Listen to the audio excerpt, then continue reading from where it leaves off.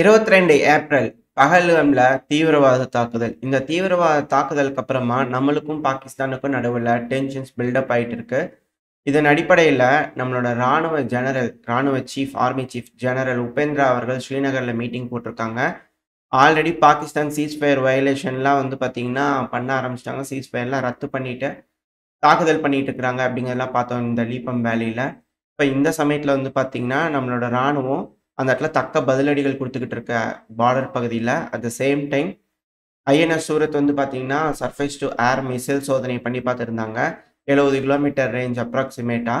இது கூட வந்து பார்த்தீங்கன்னா, இப்போ நம்மளோட இந்தியன் ஏர் ஃபோர்ஸ் வந்து பார்த்தீங்கன்னா, ஆக்ரஹாம் ஏர் ட்ரில்ல வந்து பார்த்தீங்கன்னா, இனிஷியேட் பண்ணியிருக்காங்க. இதுல ரஃபேல் விமானங்கள் எல்லாமே ட்ரில்லுல வந்து பார்ட்டிசிபேட் பண்ணுது அப்படிங்கிறது போல, பல மடங்கு அதிகமான தாக்குதல் இந்த தடவ இருக்கும். பனிஷ்மென்ட்ங்கிறது யோசிக்க முடியாத அளவுக்கு இருக்கும் அப்படிங்கிறதுல நம்மளோட பிரைம் மினிஸ்டரான நரேந்திர மோடி அவர்கள் தரப்பின் ஸ்டேட்மெண்ட்ஸ் வந்துகிட்டு இருந்தது.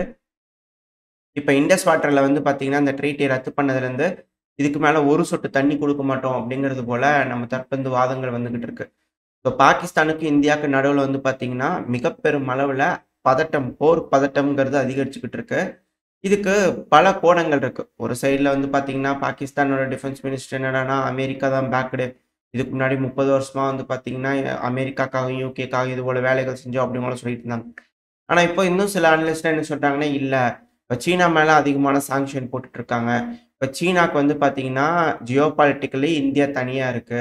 ஸோ இதனால இந்த ஜியோபாலிட்டிக்கல் டென்ஷன்ஸ யூஸ் பண்ணி இந்தியா எக்கனாமிக்கலி குரோ ஆயிறக்கூடாது.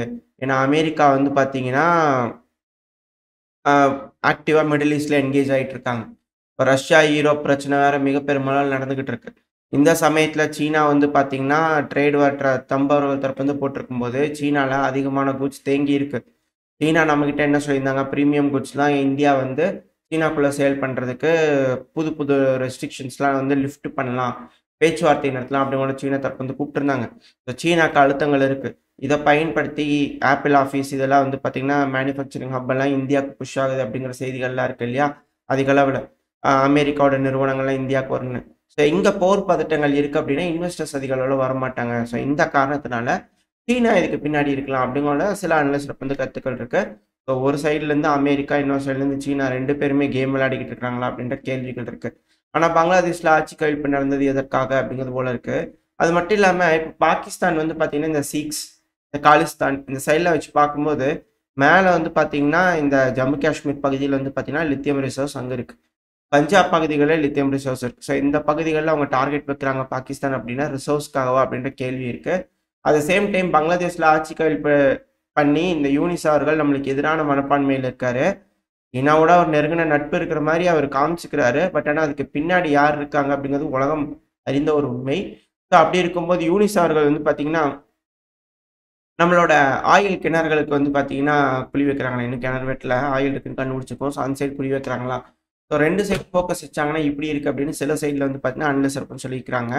எது எப்படியோ போர் பதட்டம் அப்படிங்கிறது உச்சகட்டத்துல இருக்கு. இந்த சமயத்துல ஈரான் சார்பா வந்து பார்த்தீங்கன்னா, அப்ரோச் பண்ணியிருக்காங்க. நாங்க வேணா மத்தியஸ்தம் பண்ணட்டுமா? அப்படிங்கிறது போல.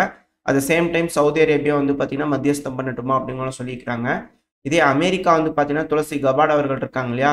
அவங்க வந்து என்ன சொல்லியிருக்கிறாங்கன்னா, நாங்க வந்து உங்களுக்கு உதவிகள் பண்றோம். இது போல டெரர வந்து பிரேக் டவுன் பண்றதுக்கு உதவிகள் பண்றோம் அப்படிங்கிற ஆஃபர் வச்சிருக்காங்க. இதே ட்ரம்ப் அவர்கள் வந்து பார்த்தீங்கன்னா, அவங்க 2 பேத்தோட பிரச்சனை. சீக்கிரமா பேசி முடிவு எடுத்துருவாங்க. அவங்களே சார்ட் அவுட் பண்ணிக்குவாங்க அப்படிங்கிறதுல ட்ரம்ப் அவர்கள் தரப்பு வந்து அப்படியே அசால்ட்டா கடந்து போயிட்டு இருக்காரு. அது இந்த பிரச்சனையோட துவக்க புள்ளி எதனால? ஏன்? அப்படின்ற காரணங்கள் தெரிஞ்சுச்சுன்னா, ஏன்னா நம்ம நாட்டுல வந்து பார்த்தீங்கன்னா, பலதும் பார்க்க முடியுது. கிரிட்டிசைசேஷன் இந்த தாக்குதலுக்கு பின்னாடி யார் இருக்கா? அதுபோல திரும்ப திரும்ப பல கேள்விகள் வந்து பார்த்தீங்கன்னா, நம்ம நாட்டுக்குள்ளேயே வந்துகிட்டு இருக்கு. அதுக்கான காரணம் பாகிஸ்தானுக்கு தேவைப்படுது. இந்த ஒரு சமயத்துல எக்கனாமிக்கலி ஃபெயிலியர் ஆயிட்டாங்க. இப்ப நாட்டு மக்களுக்குள்ள ஒற்றுமை இல்ல. அங்க ஏகப்பட்ட தீவிரவாத தாக்குதல்கள் நடந்துகிட்டு இருக்கு. இப்ப இது எல்லாத்தையும் மீறி ஃபோக்கஸ் பண்ணோம் அப்படின்னா, இப்ப இங்க பலூச்சிஸ்தான்ல வந்து பார்த்தீங்கன்னா, போராட்டங்கள் வலுவடைஞ்சுகிட்டே இருக்கு.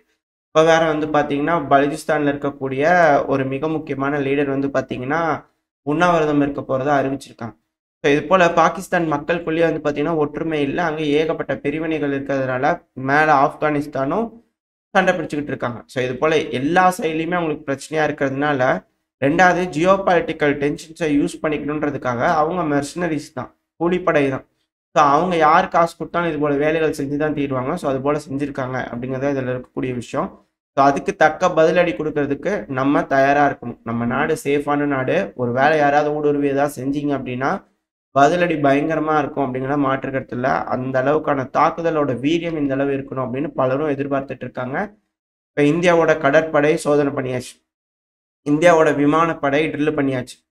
அடுத்தது நம்மளோட தரைப்படை வந்து பார்த்தீங்கன்னா, பாகிஸ்தானோட சீஸ்ஃபயர்ல வந்து பார்த்தீங்கன்னா, ஒப்பந்தத்த மீறி அவங்க சுட்டுட்டு இருக்கிறத தடுத்து நிறுத்திக்கிட்டு இருக்காங்க. திருப்பவும் நம்ம ஆளுங்களும் அதுக்கேத்தபடியான ரெஸ்பான்ஸ் குடுத்துக்கிட்டு இருக்காங்க.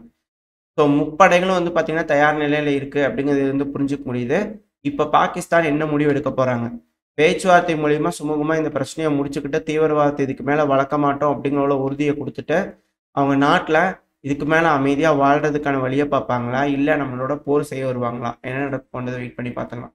அட் த சேம் டைம் இன்னொரு மிக முக்கியமான விஷயம், இந்த ரஷ்யா, உக்ரைன் பிரச்சனையில ஒரு திருப்புமுனை. இப்ப என்னங்க அமெரிக்காவோட படை வீரர்கள்லாம் ரஷ்யாக்கு ஆதரவா களமிறங்குறாங்களா? அப்படின்ற கேள்விகள் வருது. அதுவும் சிஐஏவோட டெபுட்டி டைரக்டரோட பையன் வந்து பார்த்தீங்கன்னா, ரஷ்யாக்கு ஆதரவா சண்டையிடும்போது களத்துல உக்ரைன்ல சண்டை பிடிச்சிட்டு இருக்கும்போது இறந்திருக்காரு. அப்படிங்கிற செய்திகள் வர ஆரம்பிச்சிருக்கு. அதுவும் சிஏஏவோட டெபுட்டி டைரக்டர், டிஜிட்டல் இன்னோவேஷன்ஸோட டெபுட்டி டைரக்டர் அவங்களோட பையன் மிச்சல் கிளாஸ் அவர்கள் வந்து பார்த்தீங்கன்னா, இந்த ரஷ்யா, உக்ரைன் பிரச்சனையில ரஷ்யாக்கு ஆதரவா உக்ரைனை எதிர்த்து சண்டை பிடிச்சிட்டு இருக்கும்போது களத்துல இறந்திருக்கிறாரு.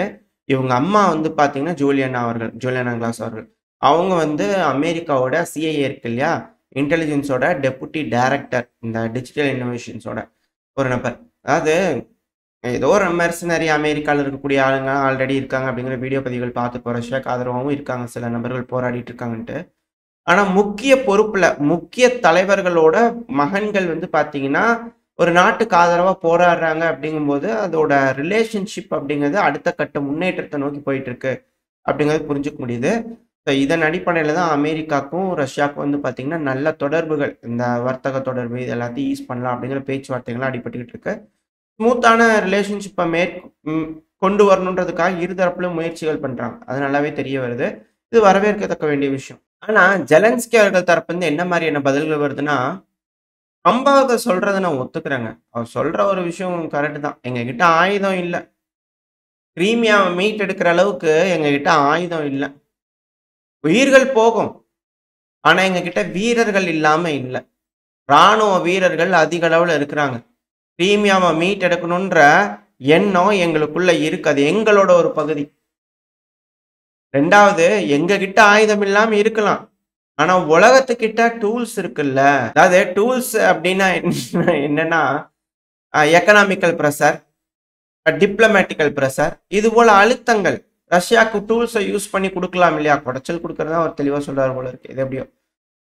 இது போல டூல்ஸ பயன்படுத்தலாம் இல்லையா? அமெரிக்கா கிட்ட எல்லா வகையான டூல்ஸ் இருக்கு. அத பயன்படுத்தி ரஷ்யாவ வந்து பார்த்தீங்கன்னா, பின்வாங்க வைக்கணும். நம்மளுக்கு சாதகமான ஒரு ஒப்பந்தத்துல வந்து பார்த்தீங்கன்னா, ரஷ்யாவ கையெழுத்திட வைக்கணும். அத விட்டுட்டு இந்த பகுதிகள அக்ரி பண்ண சொல்றீங்களே அப்படிங்கிறது போல ஜெலன்ஸ்கி அவர்கள் தரப்புலருந்து கேட்கிறாரு. ஏன்னா, இப்ப ராய்ட்டர்ஸ் தரப்புலருந்து இந்த ஃபுல் டாக்குமெண்ட் வந்து பார்த்தீங்கன்னா, ரிலீஸ் பண்ணியிருக்கிறாங்க. இந்த ரஷ்யா, உக்ரைன் பிரச்சனையோட அமெரிக்கா ஒரு குடுத்திருப்பாங்க இல்லையா? அமைதி ஒப்பந்தம் என்ன அப்படிங்கிறத தெளிவா சொல்லியிருக்கிறாங்க. இதுல மிக முக்கியமான விஷயம் என்னன்னா, அந்த கின்பர்ன் ஸ்பிரிட்ன்னு சொல்லுவாங்க. நான் மேப்ல காட்டுறேன் நான் உங்களுக்கு. உங்களுக்கு என்ன நடந்திருக்குன்னு தெரியும். அதாவது இங்க இருக்கக்கூடிய பகுதி தான். இது வந்து ரஷ்யாவோட கட்டுப்பாட்டுக்குள்ள இருக்கு. இது வந்து மிக்கலேவ் ஒப்லாஸ்ட்ல இருக்கக்கூடிய ஒரு பகுதி. ஸோ இங்க இருக்கக்கூடிய இந்த பகுதி, குறிப்பா நான் மார்க் பண்ணி காட்டக்கூடிய பகுதிகள். இந்த ரெட் கலர்ல இருக்கு இல்லையா? ஸோ இந்த பகுதி. இத வந்து பார்த்தீங்கன்னா, ரஷ்யா விட்டுக் குடுத்தரணும். அட் த சேம் டைம் வந்து பார்த்தீங்கன்னா, இந்த கர்கிவ் பகுதிகள்லாம் சில பகுதிகள் பிடிச்சு வச்சிருக்காங்க இல்லையா? இந்த ஒச்சான்ஸ்க், இந்த சைடுல இருக்கக்கூடிய லிப்சி பகுதிகள். இதையும் விட்டுக் குடுத்தரணும். அட் த சேம் டைம் வந்து பார்த்தீங்கன்னா, இங்க சுமி ஒப்லாஸ்ட்குள்ளயும் சில பகுதிகள் ரஷ்யா தரப்புல பிடிச்சு வச்சிருக்காங்க. இந்த கிரே கலர்ல இருக்கு இல்லையா? இது எல்லாமே ரஷ்யா அவங்க கட்டுப்பாட்டுல எடுத்திருக்காங்க. ஸோ இந்த பகுதிகள் எல்லாத்தையுமே வந்து பார்த்தீங்கன்னா, விட்டுக் குடுத்தரணும். ஸோ இந்த பகுதிகள்லாம் விட்டுக் குடுக்கறதுனால, அ இந் அ ரஷ்யாவோட கட்டுப்பாட்டுக்குள்ள இருக்கக்கூடிய மத்த பகுதிகள் வந்து பார்த்தீங்கன்னா, ரஷ்யாவோடது தான் அப்படிங்கிறத அங்கீகாரம் பண்ணணும். உக்ரைனும் சரி, அமெரிக்காவும் சரி. 2வது லுஹான்ஸ்க வந்து பார்த்தீங்கன்னா, முழுமையா எடுத்துக்கிட்டாங்க ரஷ்யா. ஸோ அது அப்படியே வந்து பார்த்தீங்கன்னா, ரஷ்யாவோடது தான் அப்படிங்கிறது போல உக்ரைன் வந்து அங்கீகாரம் பண்ணணும். இதுக்கு ஜெலன்ஸ்கி அவர்கள் எதிர்ப்பு தெரிவிச்சுக்கிட்டு இருக்காரு. இது நார்மலா தெரிஞ்ச விஷயம் தான். 2வது ஜாப்ரோசியா நியூக்ளியர் பவர் பிளான்ட் அத வந்து பார்த்தீங்கன்னா, அவங்க கட்டுப்பாட்டுக்குள்ள கேட்டிருக்கிறாங்க. அது ஆல்ரெடி சொல்லிட்ட ஒரு விஷயம் தான். இது எல்லாமே தெரிஞ்ச ஒரு விஷயம் தான். இல்ல இந்த கிரிம்பன் ஸ்பிரிட்டையும் கேட்குறாங்க அப்படிங்கிறது தான் மிக முக்கியமான ஒரு விஷயம். 2வது வீரர்கள் எந்த அளவுக்கு வச்சிருக்கலாம். உக்ரைன் டீமிலிட்டரைஸ் ஆகணும். அத பத்தி எந்த ஒரு டாக்குமெண்ட்டும் அதுல ஒப்பந்தத்துல இல்ல. 2வது இந்த கிம்பன் ஸ்பிரிட் ஏன் மிக முக்கியமான ஒரு விஷயம்னா, கர்சன் பகுதியில ஆம்பிபியஸ் லேண்ட் ஆகணும் அப்படிங்கிற நீடு கிடையாது. அதிக அளவுல உக்ரைனோட வீரர்கள இந்த பகுதி அது காட்டு பகுதி தான், சதுப்பு நிலம் மாரி தான். பட் ஆனா அந்த பகுதி வந்து பார்த்தீங்கன்னா, உக்ரைனுக்கு கிடைச்சுச்சுனா ஒரு அவுட் போஸ்ட் மாரி இருக்கும். அவங்க போக வரது இன்கேஸ் ஏதோ ஒரு பிரச்சனை வருது அப்படின்னா, மேசிவா பில்டப் பண்ணி அந்த இடத்துலருந்து ஒரு அஃபென்சிவ் ஆப்பரேஷன் பண்றாங்கன்னா, கிரீமியாவ ரீச் பண்றதுக்கு ரொம்ப ஈஸியா இருக்கும். 2வது அந்த இடத்துலருந்து கிரீமியாவ தாக்குறாங்க, ட்ரோன யூஸ் பண்ணி தாக்குதல் பண்றாங்கன்னா, இன்னும் அதிக அளவுல இருக்கும். கண்காணிக்கிறது, இது எல்லாமே வந்து பார்த்தீங்கன்னா, ரொம்ப ஈஸியா இருக்கு. இந்த கிரீமியா பகுதி, கர்சன் பகுதிலாம். அட்டாக் பண்றதுக்கு ரொம்ப சுலபமா இருக்கும். ஸோ அந்த பகுதிய விட்டுக் குடுப்பாங்களா ரஷ்யா அப்படின்ற கேள்விகள் இருக்கு. ஆனா இதுக்கு ஒத்துக்கிட்டாங்க அப்படிங்கிறது போல தான் இருதரப்புலயும் பேசிட்டு இருக்காங்க. ஆனா லாவ்ரோ அவர்கள் தரப்புன்னு சொல்லியிருந்தாங்க இல்லையா? ஆ சில பாயிண்ட்ஸ வந்து பார்த்தீங்கன்னா, மெருகேத்தணும் அப்படிங்கிற சொல்லியிருந்தார் இல்லையா? ஸோ அத பார்ப்போம். என்ன ஃபைனல் டீல் அக்ரீமெண்ட் ஆகுதுன்னு. அது கூடவே இந்த டினிப்பர் ரிவர வந்து உக்ரைன் யூஸ் பண்றதுக்கு எந்த தங்கு தடை இருக்கக்கூடாது. ஏன்னா, உக்ரைனையே வந்து பார்த்தீங்கன்னா 2ஆ பொளக்குது இல்லையா? அந்த டினிப்பர் ரிவர்ங்கிறது கட் பண்ணுது. ஸோ அந்த ரிவர வந்து ரஷ்யாவோட கட்டுப்பாட்டுக்குள்ள இருக்கக்கூடிய கெர்சன் பகுதியிலேருந்து இருக்கிறதுனால, அந்த ரிவர்லாம் வந்து பார்த்தீங்கன்னா, நீங்க கிளைம் உங்களுது தான் சொந்தம். நீங்க மட்டும் தான் யூஸ் பண்ணலாம். கிளைம் பண்ணக்கூடாது. அது உக்ரைனே அக்சஸ் பண்ணுவாங்க அப்படிங்கிறது போல வந்து பார்த்தீங்கன்னா, அமெரிக்க தரப்புன்னு சொல்லியிருக்கதா சொல்லப்பட்டு வருது. ஸோ இதுதான் பீஸ் டீலோட சாராம்சம். பிரதானமான பாயிண்ட்ஸ் வந்து பார்த்தீங்கன்னா, கவர் பண்ணியாச்சு. இது முதல்ல இருந்து சொல்லக்கூடிய ஒரு விஷயம் தான். இதுபோல ரஷ்யாவோட கட்டுப்பாட்டுக்குள்ள இருக்கக்கூடிய பகுதிகள் எல்லாமே அது அப்படியே இருக்கும். சீஸ் ஃபயர் போடுவாங்க அப்படின்னு கூட சொன்னாங்க. ஏன்னா, இப்ப ஜெலன்ஸ்கி அவர்கள் அதான் கேட்டாரு. யுனிலேட்டரலா கம்ப்ளீட்டா வந்து பார்த்தீங்கன்னா, சாரி அன்கண்டிஷனலி சீஸ் ஃபயர் போடணும். எந்த ஒரு கண்டிஷனும் இல்லாம போர் நிறுத்த ஒப்பந்தம் இப்படியே போர நிறுத்திக்கலாம் அப்படிங்கிறது போல ஒப்பந்தத்துக்கு தான் ரெடியா இருக்காங்களே தவிர, இது பெர்மனன்ட்டான போர் நிறுத்தமா இருக்குமா அப்படின்றது ஒரு கேள்வி. அவங்க சொல்லக்கூடிய பாயிண்ட் ஜெலன்ஸ்கி அவர்கள்.